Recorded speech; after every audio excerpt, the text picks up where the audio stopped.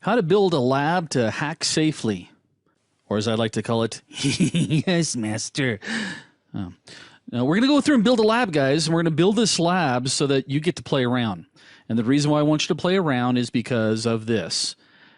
Practice builds knowledge. Knowledge builds confidence. I know this guy. His name's Superdale. Oh.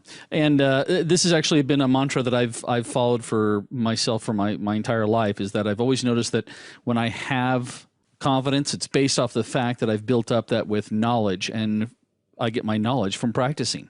So before we build up this lab, you are going to raise your left hand and swear the following oath. We refer to these as the Superdale rules.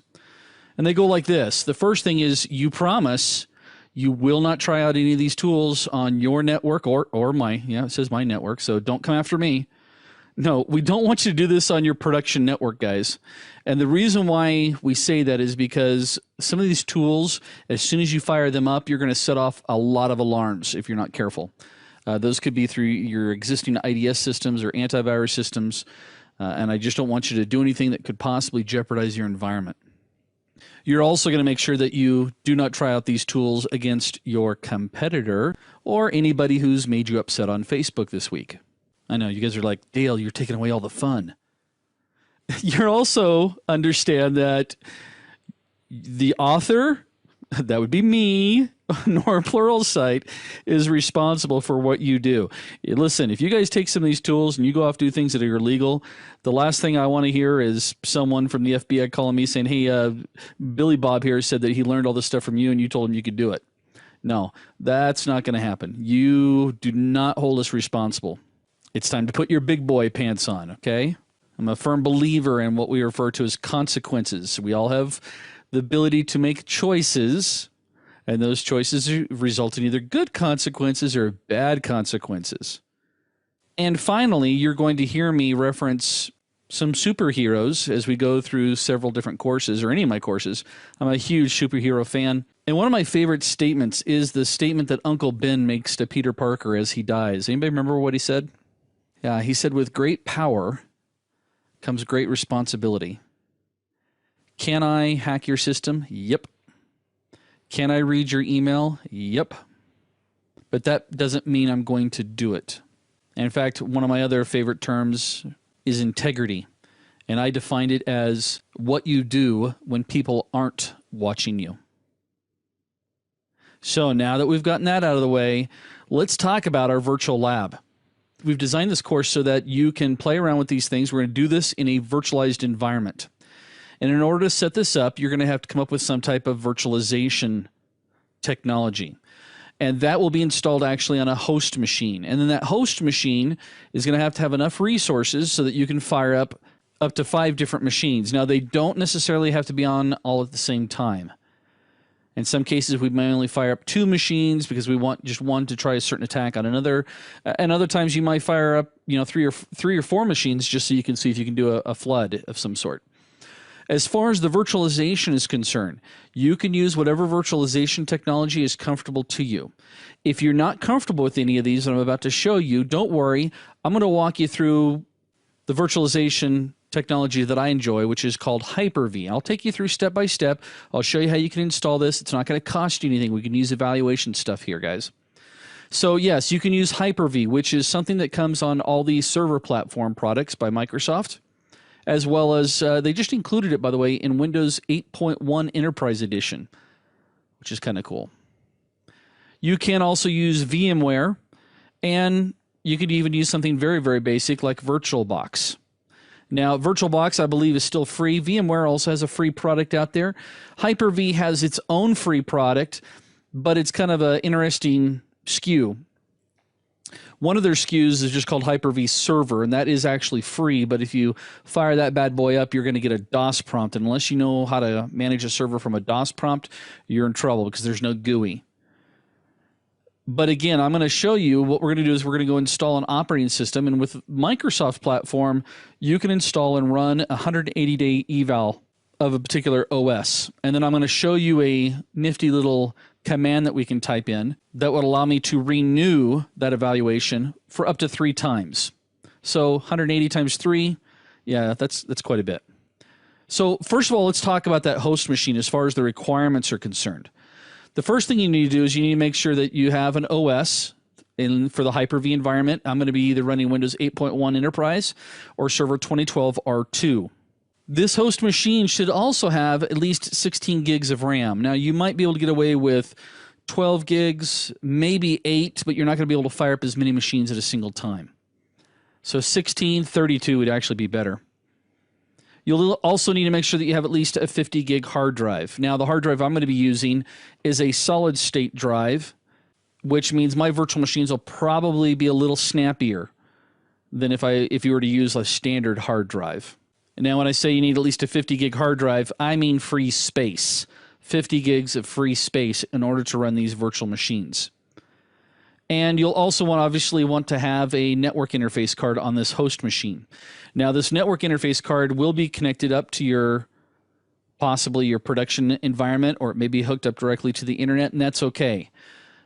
Now, this host machine should be able to talk to the internet because you're going to do some research on it. We talk about vulnerability research. You need to be able to just get out on the internet quickly and see what's out there. But the virtual machines themselves, they do not need internet access. So as far as the virtual machines are concerned, we're going to fire up a couple of them. After we bring up our host machine, we're going to fire up a Windows 8.1 box. Then we'll go through and install Windows 7. And we'll also fire up a couple of servers, both Server 08 R2 and Server 2012. And it could be 2012 R2, or it could be Windows Server 08. It doesn't necessarily have to be the R2. I just know a lot of times people like to see what's the latest and greatest as far as vulnerabilities are concerned. But it needs to, the reason why we fire up all these different machines is because I want it to be representing the network that you currently have deployed. Some of you guys may not have come over to Windows 8.1. Resistance is futile. You may be stuck on Windows 7, and that's great. Great operating system. But you also may want to, again, check around, and maybe you got a couple of people that are using Windows 8.1. Then we're going to fire up another virtual machine. It's kind of an interesting one. This is going to be a Linux distro that is going to include something that used to be called Backtrack, but is now called Kali.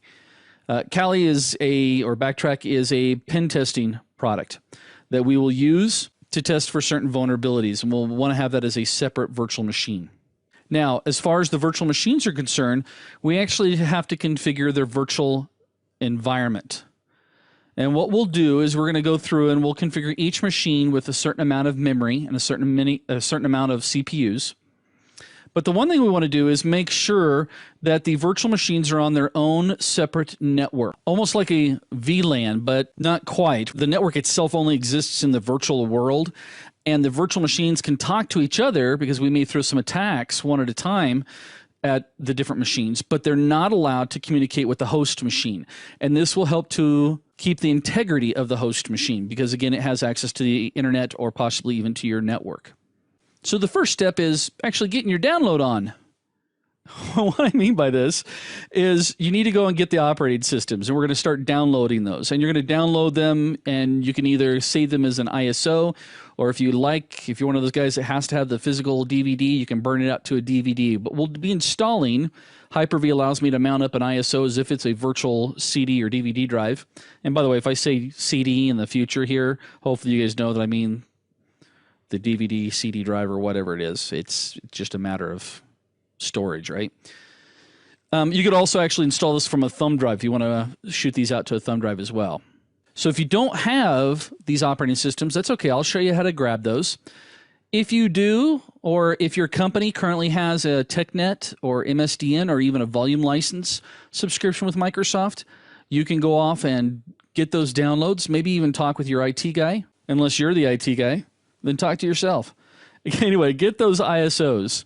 One thing that you can do, especially if you don't have one of these subscriptions, is you can use some of the trials or the eval copies of these operating systems. Now, I'm going to give you kind of a heads up here. The trial and evaluation copies, Microsoft is not real excited about keeping older operating systems up or available for evaluation because they're always trying to push people to the newer stuff. So as an example, if you go to the evaluation site for Microsoft, you're not going to see Windows 7 available for download because they're trying to obviously have people evaluate Windows 8.1. But Dale, how am I going to get a hold of Windows 7? Well, I have some links here for you, and I've shortened up the links that allow you to go off and grab a copy of Windows 7. Comes in about, I think it's like 5 or 6, maybe 7 different files that you'll download. You'll then launch the first file, which will uncompress them. This particular version of Windows 7, though, was actually built off of Virtual PC, which was something that came with Vista back in the old days. It was so that you could play around with newer operating systems. So we'll have to take a little extra care in setting that particular product up. We have to remove the components for Virtual PC out of it, and then it comes right into Hyper-V with no problems. But don't worry, I'll show you how to do that. As far as getting a hold of Kali, we're just simply going to go to the website, www.kali.org, and they have a link there for downloading Kali, and you'll see it come in either a full, mini, or VMware edition. The VMware edition is exactly what it sounds like. It's an edition that you can download a file, you can download it and mount it immediately inside of VMware. Apparently there's no love for Microsoft there. There's also the mini edition, which you can install on a bootable device, like a thumb drive. And then they have a full edition. I'll be grabbing the full edition and running it from the ISO in the virtual machine. Now, in order to get the trial editions, easiest place to go to get those bad boys is going to be on the TechNet Evaluation Center. And again, I'll take you through as we walk you through how to install each one. I'll show you how to go out and find the file, download it, set it up inside of Hyper-V, where I'll actually start off with setting up the host machine, but I'll take you through step by step. Don't worry, I've got your back. Now, for those of you guys that are a little bit more advanced, and if you guys are familiar with the Microsoft VHD program, you could also use those files. These are basically Hyper-V machines that have been pre-created. All you have to do is mount them inside of Hyper-V, fire them up. You don't even have to go through a full installation. I will be installing Server 2012 R2 and Windows 8.1 via the VHD program, just because it makes it easy and I don't have to go through a full installation. Okay, so we're going to go through in this demo. I'll take you through step by step. We'll start with the host machine. After we get the host machine configured for Hyper-V, we'll then go through and show you how to get your source OSs. We'll then go through and show you how to configure, because it'll take a while to download, but while they're downloading, we'll configure the virtual network on the host machine. We'll then install the clients. And then we got to go back, and on some of the clients, we're going to configure them to do certain things. For example, we're going to install DNS on one of our servers. We'll then go through and set up the IP addresses on the virtual machines so that when we talk about via IP, a lot of times we don't know the name of the computer. We're just doing it by IP. If we set them up identical, if you guys follow me along, then when I say I'm going to hit this particular IP, you can be right there with me. And of course, we'll also have some additional network settings that we'll have to configure. So let's get going.